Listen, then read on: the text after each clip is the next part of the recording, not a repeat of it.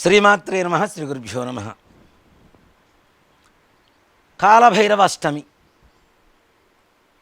మరి ప్రతి నెలా వస్తుందా అంటే బహుళ పక్షంలో అంటే అమావాస్య ముందు వచ్చేటువంటి అష్టమినే కాలభైరవ అష్టమి అని పిలుస్తూ ఉంటాం. అలాగే అనఘాష్టమి అని కూడా పిలుస్తూ ఉంటాం. అనఘాదేవికి దత్తాత్రేయుడికి కూడా పూజ చేస్తూ ఉంటారు.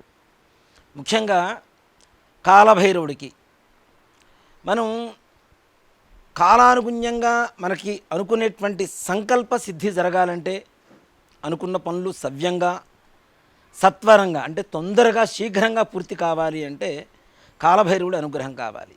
ఎందుకు? కాలభైరవుడు కాలానికి అధిపతి. కాలరూపాయ విద్మహే కాలాతీతాయ ధీమహి తన్నో కాలభైరవ ప్రచోదయాత్.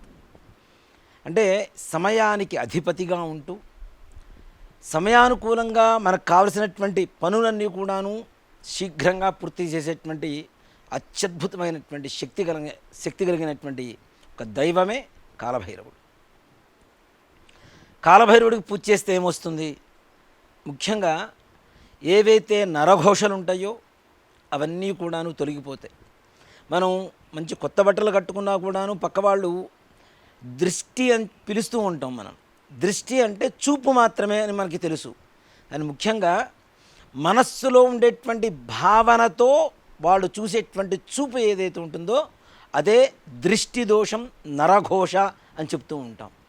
ఇప్పుడు మంచి బట్టలు కట్టుకున్నాం, పక్కవాడు అరే మనకు లేవు, వీడు మాత్రం మంచిగా కట్టుకున్నాడు అని చెప్పి ఒక కుళ్ళు స్వభావంతో ఎలా అయితే చూస్తూ ఉంటారో అట్లాంటి వాళ్ళకి తప్పనిసరిగా ఈ నరఘోష అనేది తగులుతూ ఉంటుంది. నరఘోష ఎలా ఉంటుంది? ఉన్నవాడికి లేనివాడికి, ఉన్నవాడికేమో లేనివాడు బాధ పెడుతూ ఉంటాడు, వాళ్ళకంటే ఇంకాస్త తక్కువ స్థాయిలో ఉండేటువంటి వాళ్ళు వీళ్ళని చూసి బాధపడుతూ ఉంటారు. ముఖ్యంగా చెప్పాలి అంటే అడుక్కునేటువంటి ముష్టివాడు ఉంటారు చూసారా, వాళ్ళకు కూడా సాటి ముష్టివాడితో ఈ నరఘోష బాధ తప్పదు అనే చెప్పాలి.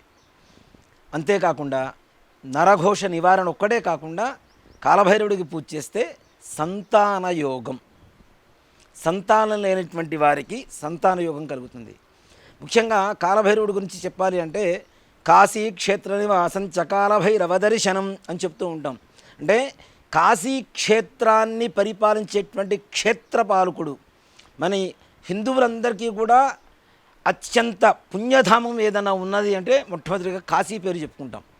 అలాంటి కాశీనే కాపాడేటువంటి క్షేత్రపాలకుడు, ఆ క్షేత్రాన్ని పరిపాలించేటువంటి శక్తి కలిగినటువంటి వాడే కాలభైరవుడు.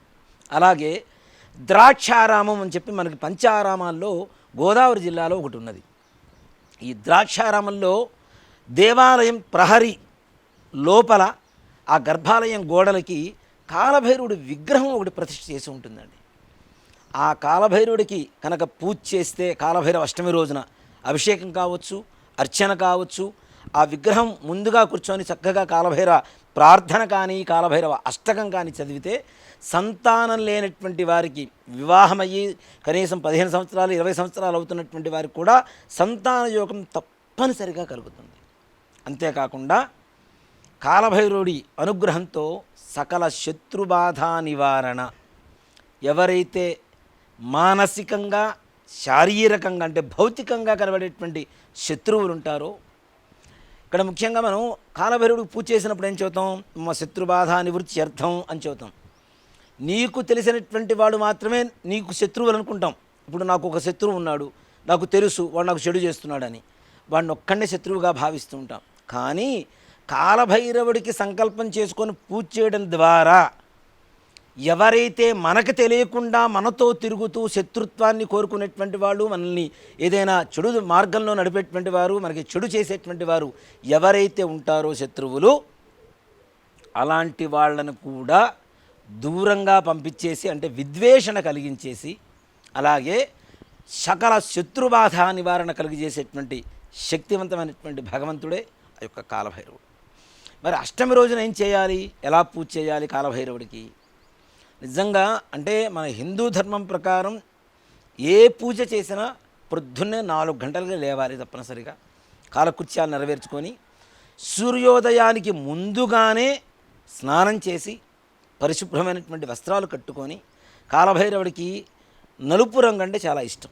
కాబట్టి నల్లటి వస్త్రాలు ఏదైనా ధరించినా, కనీసం నలుపు రంగు వస్త్రం ఏదో ఒకటి మన వంటి మీద ఉండేట్టుగా చూసుకున్నా, ఇంట్లో కాలభైరవుడి ఫోటో పెట్టుకోవచ్చు. చాలామంది కూడా భయపడుతూ ఉంటారు, కాలభైరవుడి ఫోటో పెట్టుకోవచ్చా అని. కాలభైరవుడు అంటే సాక్షాత్ పరమేశ్వర స్వరూపమనే చెబుతూ ఉంటాం. అందుకని మనం కాశీ క్షేత్రానికి వెళ్ళొచ్చిన తర్వాత కాలభైరవ ఆరాధన అనేది తప్పనిసరిగా చేస్తాం. అక్కడ క్షేత్రపాలకుడు కాబట్టి, అంటే సాక్షాత్ పరమేశ్వరుడు అనే చెప్పాలి. కాబట్టి కాలభైరవుడు ఫోటో ఇంట్లో ఒకటి పెట్టుకోండి. స్వామివారికి ఈ జిల్లేడు పూలతో మాల కట్టండి ఒకటి చక్కగా. అవి 27 కావచ్చు, 54 కావచ్చు, 108 పుష్పాలు కావచ్చు. మీకు అవకాశం దొరికినంతలో చక్కటి పూలమాల కట్టేసి జిల్లేడు పూలతో స్వామివారి పటానికి వేసి ఒక పేపర్ ప్లేట్ తీసుకోండి, లేదా విస్తరాకు తీసుకోండి. దాంట్లో ఉప్పు పోసి, ఆ ఉప్పు మీద గుమ్మడికాయ ఉంటుంది చూడండి, బూడిద గుమ్మడికాయ అంటాం. అంటే ఆకుపచ్చ రంగులో ఉండేటువంటి చుట్టూ ఆ బూడిద ఉండేటువంటి గుమ్మడికాయ. ఆ గుమ్మడికాయని తీసుకొని దాన్ని సగానికి కోసేసి, దాంట్లో ఉండేటువంటి గుజ్జంతా కూడాను 2 భాగాల్లో ఉండేటువంటి గుజ్జంతా కూడా తీసేసి చక్కగా కొంచెం ఆరబెట్టి, దానికి చుట్టూ కూడా పసుపు కుంకుమ గంధాలతో అలంకరించి, ఈ విస్తరాకులో ఉప్పు ఏదైతే పోసామో ఆ ఉప్పు మధ్యలో ఆ యొక్క కూష్మాండం అంటే ఈ బూడిద గుమ్మడికాయ కూష్మాండాన్ని పెట్టి, దాంట్లో నువ్వుల నూనె కానీ, శక్తి ఉంటే ఆవు నెయ్యి అయినా సరే, అంటే ఆవు నెయ్యి బాగా ఖరీదు ఎక్కువగా ఉంటుంది కాబట్టి, గుమ్మడికాయ అంటే దాంట్లో ఎక్కువగా పడుతుంది కాబట్టి నువ్వుల నూనెతో చేయడం కూడా శ్రేష్టమే. నువ్వుల నూనె దాంట్లో చక్కగా పోసి, అఖండం ఒత్తులు అని చెప్పి పెద్దగా మనం తయారు చేసుకుంటూ ఉంటాం, పొడవాటి ఒత్తులు.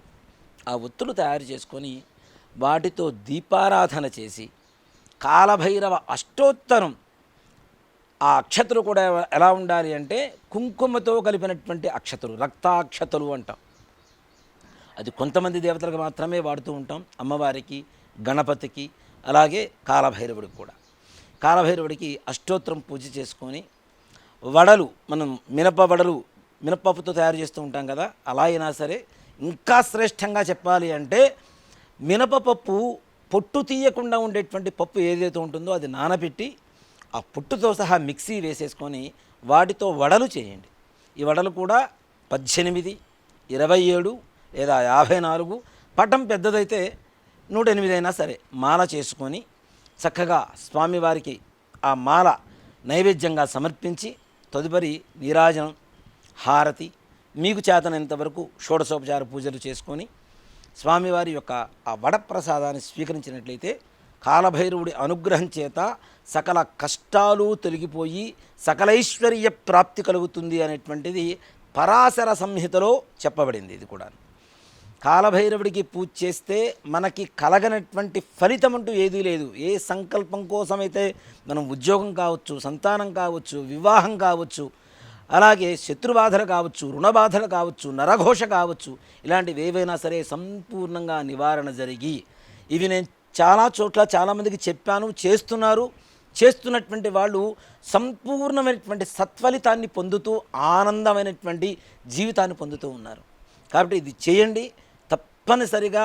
ప్రతి బహుళ అష్టమి, అమావాస్య ముందు వచ్చేటువంటి అష్టమి రోజున ఒక 11 నెలలు 5 నెలలు అలా ఒక దీక్షగా పెట్టుకొని చేస్తే తప్పనిసరిగా కాలభైరవుడి అనుగ్రహం చేత సకల కార్య సిద్ధి పొందడం అనేది తథ్యం, సత్యం, సత్యం పునఃసత్యం.